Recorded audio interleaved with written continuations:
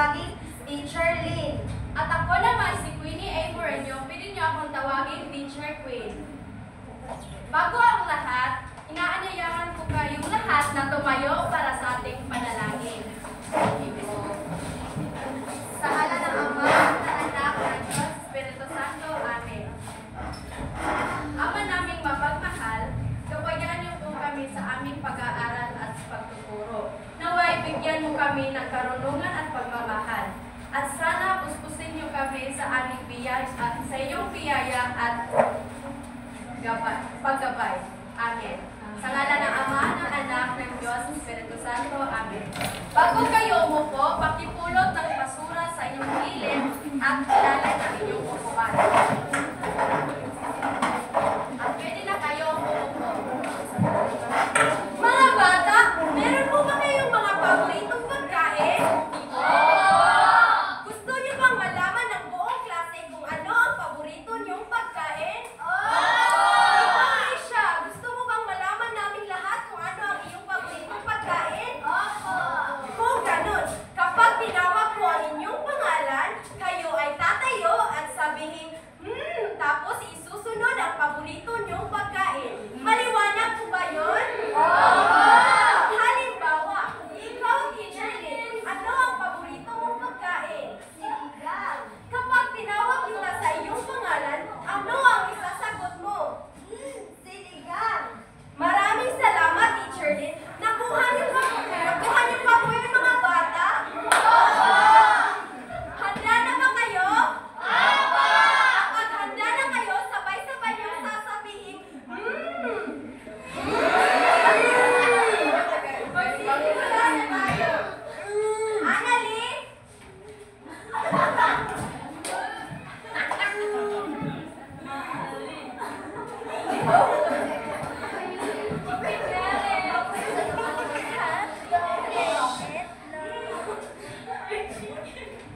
Jana?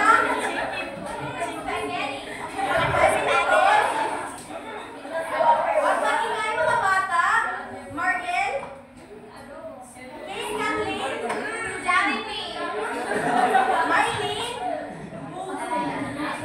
Rosalind Grace? Lawa? Axel? Charlene?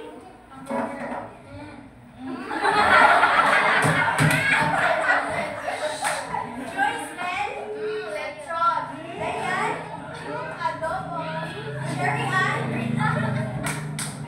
Silan? Basayan?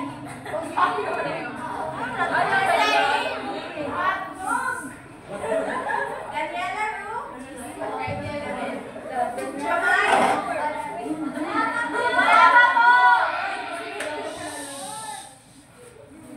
Bianca Vanessa? Risha Nicole? Sarah Jane? May Kayla? Chicken nuggets! Nice Jean? Adobo. Cherry Ann? Juliana Ann? Marky? Charlene?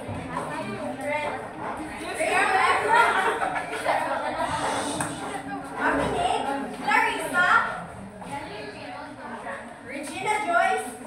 Bulalo. May Ann? Basayan. Rachel? Vincent Ann? Jenny Ann? Manat? Apple May? Jane Isabel?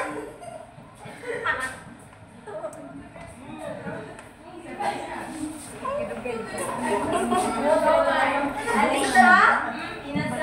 Jovelyn? Francis Card? Jenny? Jessica? Justin? Winnie?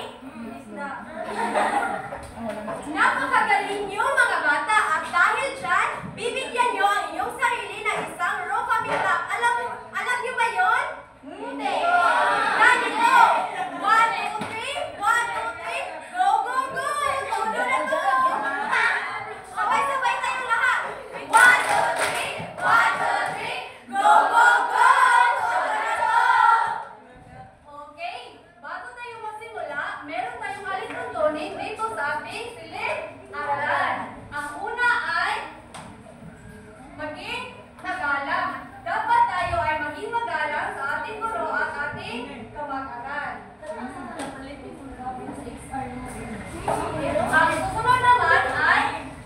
makinig ng mabuti. Kung sino na sasalita dito sa harap ay makinig ng mabuti. Ang susunod naman ay panatilihin ang kalinisan. Dapat huwag magtapon ng basura kung saan-saan. Ang susunod naman ay maging matulungin. Dapat tayong tumulong kung sino ang nangangailangan. Ang susunod naman ay maging masipag. Dapat gawin natin kung ano ang pinapagawa ng ating guro. So ngayon mga bata, gusto niyo bang maglaro? Opo! Pakilakas na? Opo! Yes, bago tayo maglaro mga bata, tumayo muna kayo at tayo ay sasayaw. Ang gagawin natin ay tayo ay nakasang at susundin natin ang gagawin ng ating mga guro. Okay ba yun? Opo!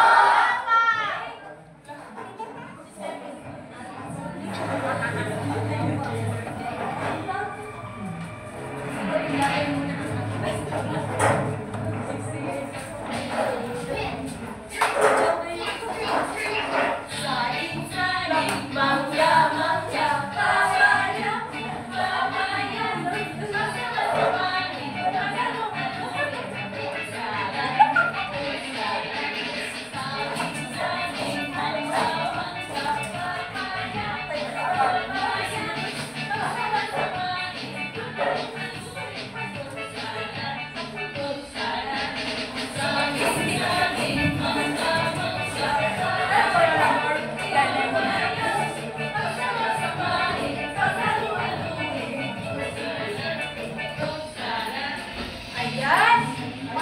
Napakagaling! Kamusta niyo naman? Maaari na kayo? So ngayon, since nakikita ko naman sa inyo na ready na kayo sa ating lalaroin, tawagin natin si Teacher Lynn. Pero tayo ay makikinig sa kanya para malaman natin kung paano tayo maglalaro. Okay? Teacher Lynn? Mga bata, alam niyo ba kung paano laruin ang larawan ko? Hulaan niyo? Hindi! Magaling dahil hindi niyo alam, ituturo ko sa inyo kung paano. Nakikita niyo ba ang hawak ko? Ang hawak ko dito ay isang kahon at ang laman ng kahon na ito ay iba't ibang larawan. Ano nga ulit ang laman ng kahon na ito? Iba't ibang larawan! Magaling. Ang gagawin niyo ay pupunod kayo dito sa loob ng kahon ng isang larawan at inyong tukuyin kung ito ba ay napapabilang sa pamumuhay, tradisyon o kaugalian, pagkain, pagdiriwang, sining at panitikan. Pagkatapos ay inyong tukuyin kung saan napabilang ang larawan na ito at inyong ipaskil sa tapat ng iyong sagot. Halimbawa, bubulod ako dito ng isang larawan. Alam niyo ba kung anong larawan ito? Ano ito?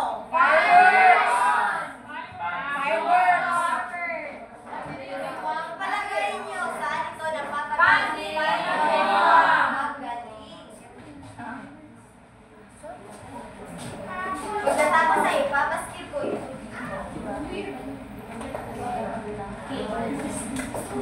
At kapag tama ang inyong sagot, may ibibigay ako na isang coupon o badge na may kaaktiban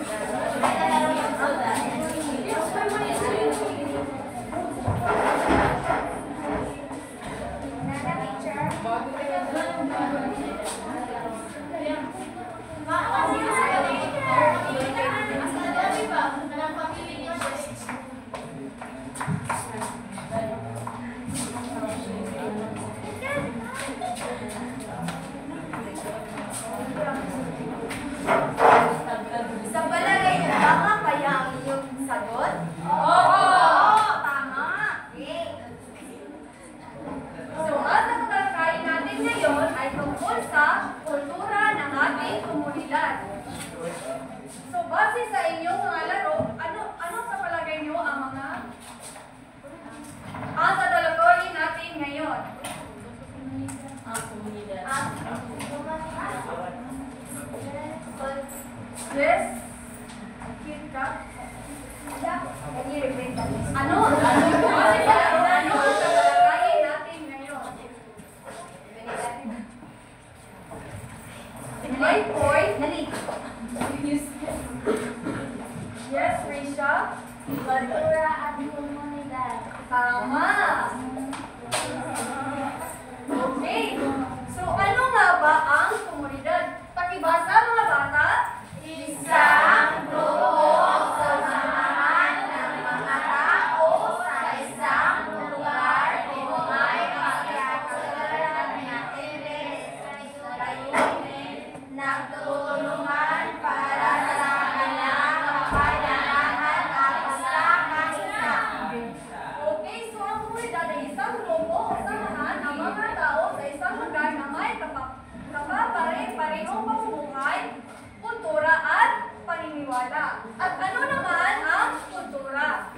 Pakibasa mga bata? Ang kultura ay kabuuan ng pinagsama-samang pananaw ng mga tao sa kanilang lipunan.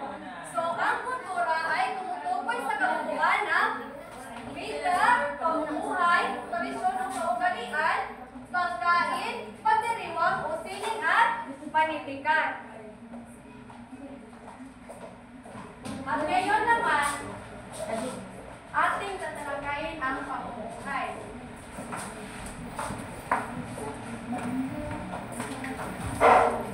Ang pamumuhay ay istilyo o paraan ng araw-araw na buhay na nagpapakita ng mga paniniwala, layunin, nagtutulungan para sa kanilang kapakanan at pagkakaisa. Halimbawa, kapag ang isang pamilya ay may tradisyon na magkakasama sa isang hapunan, ito ay isang bahagi ng kanilang pamumuhay.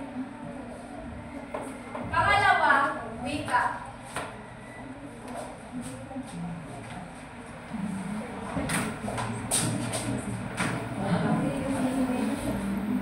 Ito ay ginagamit natin sa pakikipagtalastasan. Pilipino ang ating pambansang wika. Ngunit, napakaraming dialekto o wika ang ginagamit sa mga komunidad sa bansa. Halimbawa, Tagalog, Cebuano, Ilonggo, Bicolano, at iba pa. So, sino rito makapagbigay ng isang halimbawa or isang salita ng Tagalog? Ako. Yes, Abby? Isang salita ng Tagalog. Magaling! Sino makapagbigay ng isang salita sa waray? Yes, because? Mahusay or maganda? Waray. Magaling! Pero sa Bisaya, guwapa. Sino makapagbigay ng isang salita sa Cebuano? Yes, Jenny? Guwapa. Yes, magaling. Sino makapagbigay ng isang salita sa Bicolano? Yes, Jenny? Yes, very good. Sino makapagbigay ng isang salita sa Ilonggo? Ako, Big!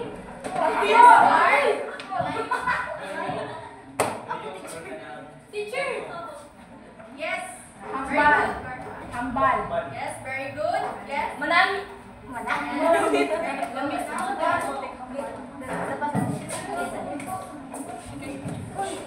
At tutungo naman tayo sa pangatlong aspeto ng kultura, ang tradisyon.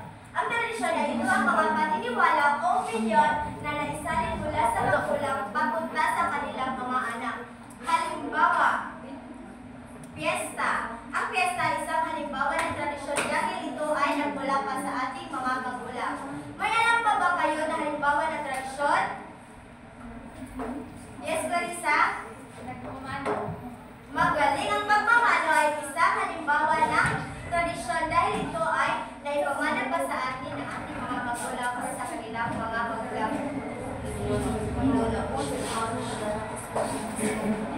pang-apat naman ay pagkain. So, ang pagkain ay ang paghanda ng pagkain ay bahagi ng kasiyahan ng mga Pilipino. Ang kanin ay hindi mawawala sa bawat hapagkainan kasama ang samsaring ulam at minatamis na tatak Pinoy. So, ang pagkain ay hindi daw mawawala sa ating hapagkainan. So, kanina mga bata, kumain ba kayong lahat? Maaari ko ba malaman kung ano ang iyong ulam? Teacher!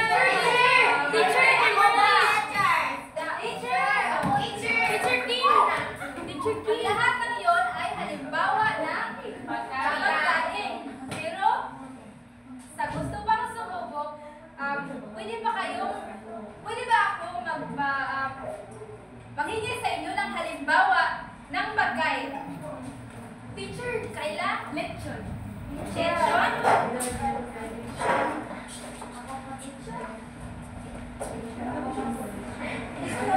Ibang kamay naman?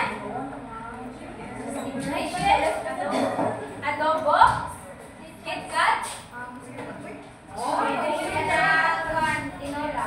Ayan. So lahat ng yun ay tama. So bigyan natin sila ng what a nice clap. Alam niyo ba yun? Hindi. So ganito. 1, 2, 3. 1, 2, 3. What a nice. Okay. So 1, 2, 3, go. 1, 2, 3. 1, 2, 3. What a nice. Okay. Ang susunod naman ay ang pagdiriwang. So ang pagdiriwang ay isang kaganapan kung saan na itinipon ang mga tao upang magdiriwang ng sosyal na okasyon o mahalagang pangyayari. Katulad na so ang pagdiriwang ay katulad na ibang kamay naman? Bigyan ka? Pasko. Okay. Ang Pasko, kailan ito mangyayari ang Pasko? Kailan mangyayari ang Pasko? December 25. Teacher! Okay, so kayo naman, sino na? Magbigay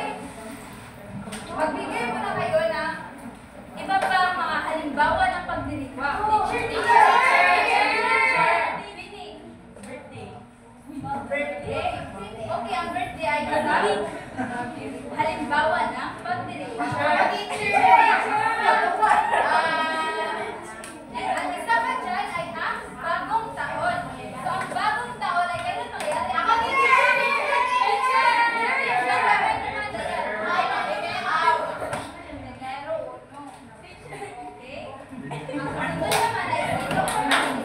At tutungo naman tayo sa panghuling aspeto ng kultura, ang sining at panitikan. Ang sining at panitikan ay ang produkto ng imahinasyon ng mga tao. Ito ay mahalaga sa ating kultura upang maipapakita at maipapasa ang naunang henerasyon, ang ganda ng unang henerasyon. Sino ang makapagbigay ng halimbawa ng sining at panitikan? Yes? Oh, nabibilang iyon sa laro. Teacher! Pakintero. Oh, nabibilang iyon sa laro. Ikaw, Kayla? Singing. Oh, nabibilang yan sa sayaw. Titiklik. Ikaw, Gian? Oh, nabibilang din yan sa laro. Ang halimbawa ng sining at panitikan ay sayaw, kanta, at laro. Sino marunong kumanta dito? Sino marunong sumayaw? Ang gagaling nyo naman. Sino nakapaglaro na ng mga laro dito? Ang gagaling nyo naman. Mga bata, mayroon po ba kayong natutunan ngayong araw? Mayroong anim na aspeto ang kultura. Tama po ba ako? Sino makapagbigay sa akin? Magbigay ng isa, Jenny? Pamumuhay. At dahil dyan, may 5 palakpak ka. 1, 2, 3, 4, 5. At dahil dyan, may 5 palakpak ka. 1, 2, 3, 4.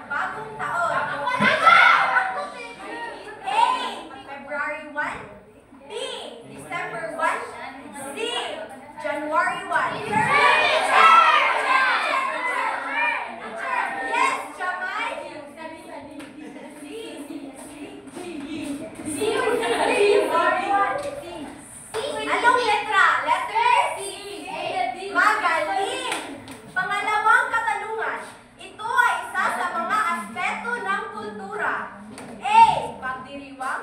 B. Kaarawan. C. Fiesta. Ako! Teacher! Yes! Gina Joyce. Ikaw. Uulitin ko ba ang tanong? Yes po. Ito ay isa sa mga aspeto ng kultura. A. Pagdiriwang. B. Kaarawan. C. Fiesta. Magaling!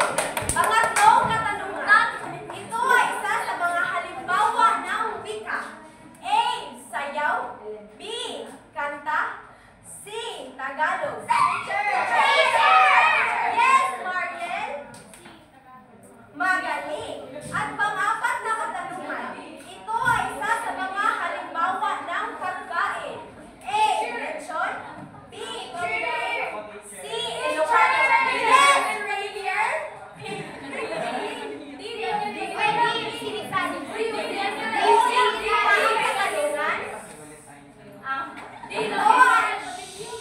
Makinig. Ito ay isa sa mga halimbawa ng pagkain. A. Lechon. B.